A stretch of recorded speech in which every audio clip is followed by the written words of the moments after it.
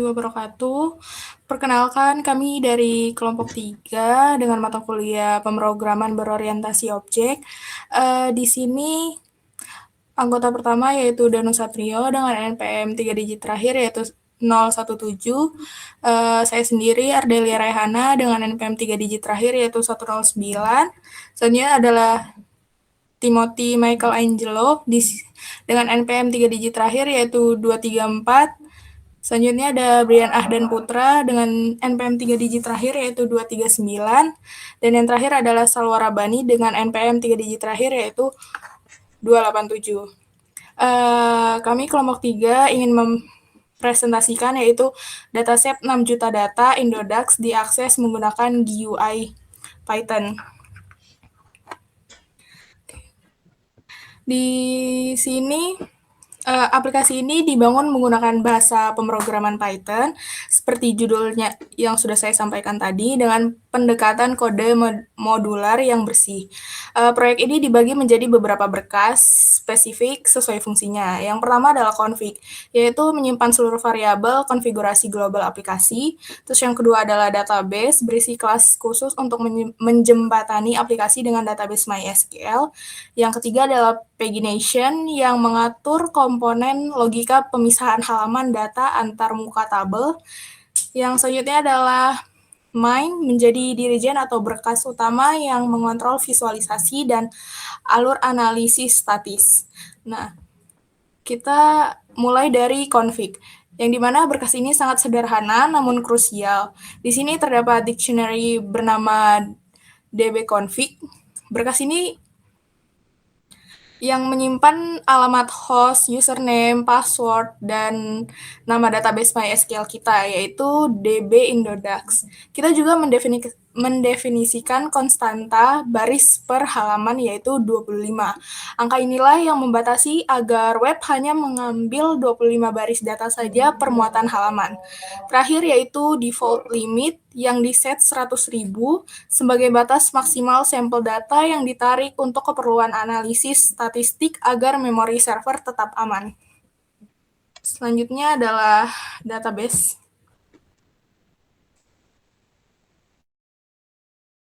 Oke, selanjutnya adalah database Python. Itu ibarat kayak jembatan untuk menghubungkan web Streamlit-nya ke database MySQL. Langsung kita fokuskan ke bagian atas, eh, ke atas sedikit. Nah, itu di bagian atas ada import MySQL connector. Itu untuk mengoneksikan ke MySQL, Pandas untuk mengolah tabel data, dan konfigurasi database-nya diambil dari file config. Nah, terus di sini ada fungsi yang pertama yaitu dapatkan koneksi.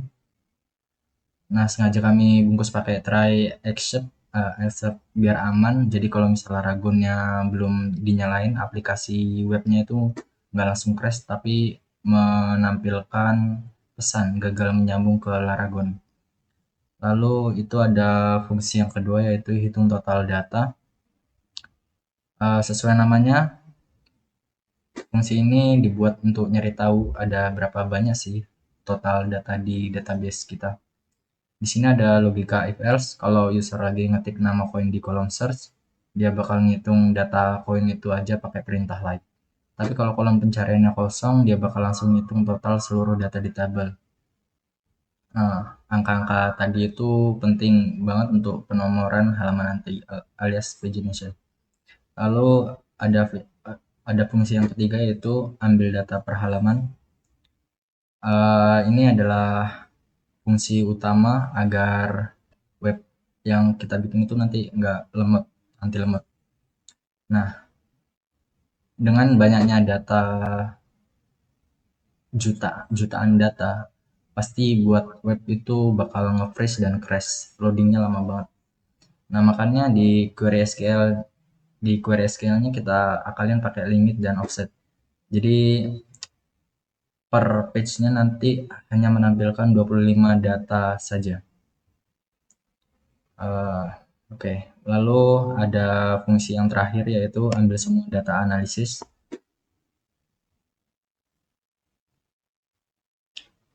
Di sini kita tarik data waktu, nama koin, sama harganya. Tapi kita batasin maksimal 100.000 baris data terbaru aja lewat perintah limit 100.000 biar RAM komputer kita nggak jebol. Lalu selanjutnya,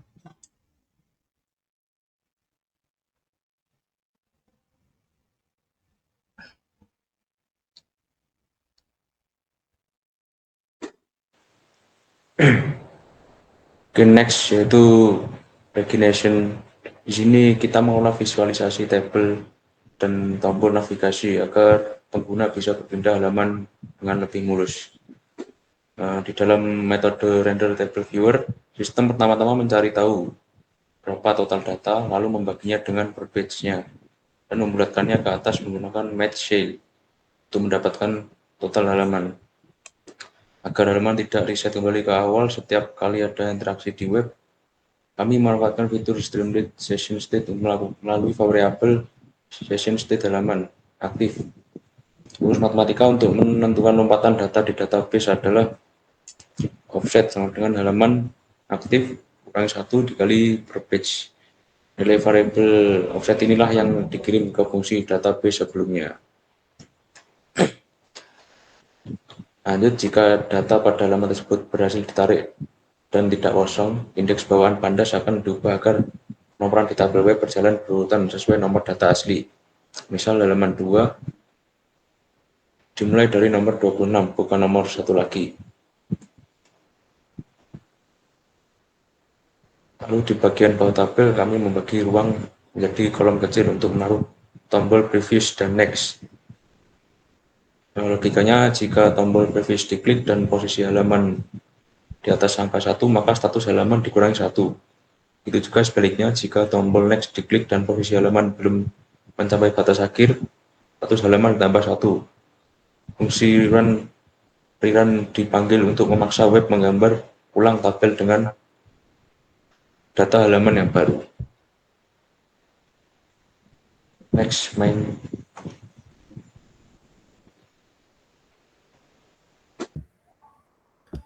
Oke, di sini untuk bagian main, pertama kita melakukan import, yaitu ada import Streamlit untuk membantu membuat tampilan website, lalu import Pandas untuk pemrosesan dan memanipulasi data, lalu Plotly Express ini untuk membuat visualisasi grafik, dan untuk pagination dan database ini memanggil kelas yang sebelumnya, yaitu kelas database dan kelas pagination. Jadi di sini pertama ada scSetPageConfig dan scTitle ini untuk mengeset halaman utamanya. Jadi untuk page title-nya adalah Index Ticker Viewer, lalu ada tambahan title yaitu Index Ticker Viewer and Analytics. Lalu ada subheader di websitenya yaitu Data Ticker Monitor. Nah, di sini membuat variabel yaitu kata kunci, di mana pengguna bisa melakukan input menggunakan st.textInput, dan ini digunakan untuk mencari ticker kripto ya. Lalu ada paginator ini untuk memanggil fungsi dari pagination.py.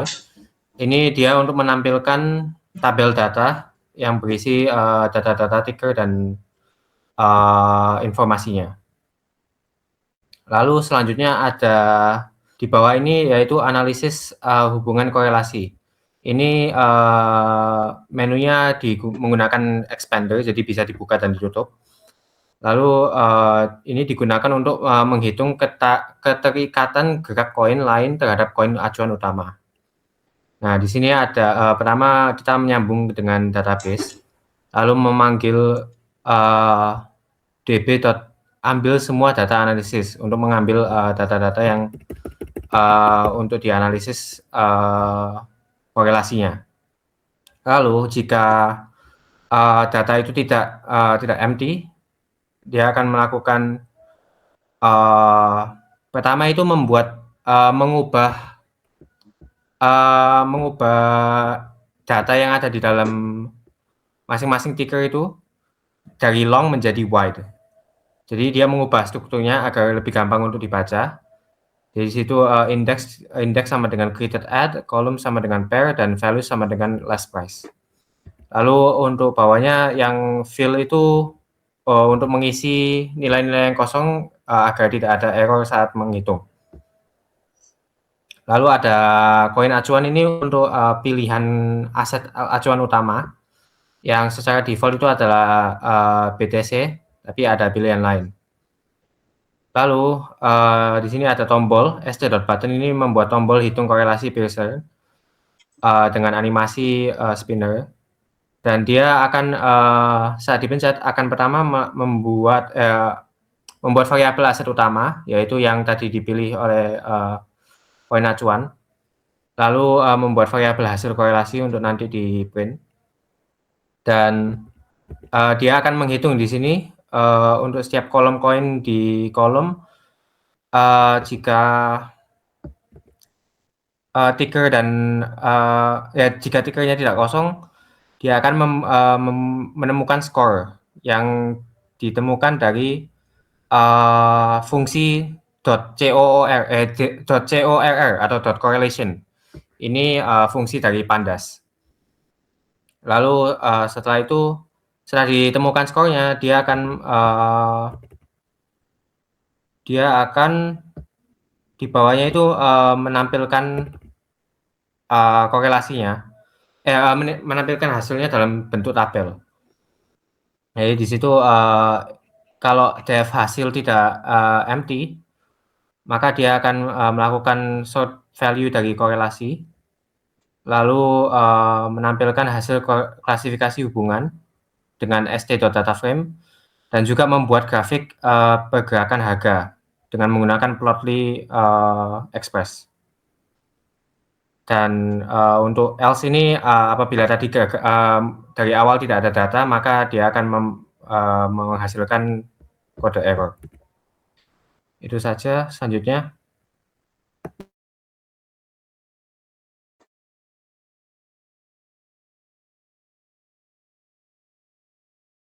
Baik, selanjutnya adalah tampilan dari Inodax, tickers, viewers, dan analitiknya.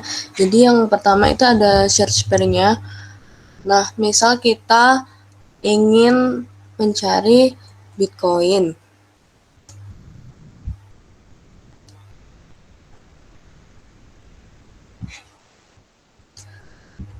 Nah, ini akan menampilkan semua data-data Bitcoin dengan last price ini, dengan harga tertinggi dalam 24 jam, harga terendah dalam 24 jam, dan dibuatnya kapan.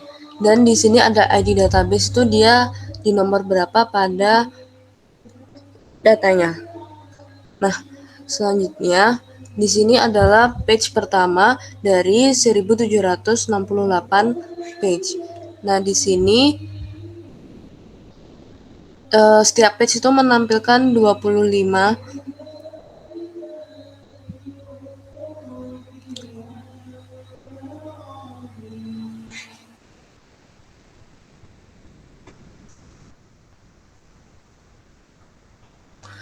Nah, jika kita tekan ke page selanjutnya itu akan berubah ke angka 26, tidak kembali ke angka 1. Nah, untuk fitur selanjutnya yaitu menganalisis keterkaitan gerak koin terhadap koin acuan utama, yaitu yang pertama itu Bitcoin.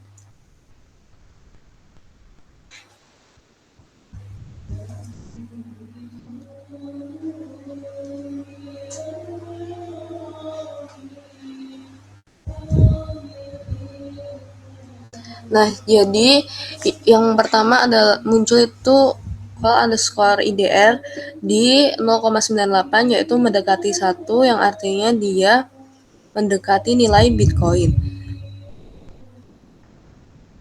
Di sini menampilkan angka-angka yang paling mendekati Bitcoin. Nah, yang terakhir ini ada fitur grafik untuk pergerakan harga Bitcoin. Ini kita ambil dari database yang dikirimkan. Jadi sekian presentasi untuk dari kelompok 3. Kurang lebihnya mohon maaf. Wassalamualaikum warahmatullahi wabarakatuh.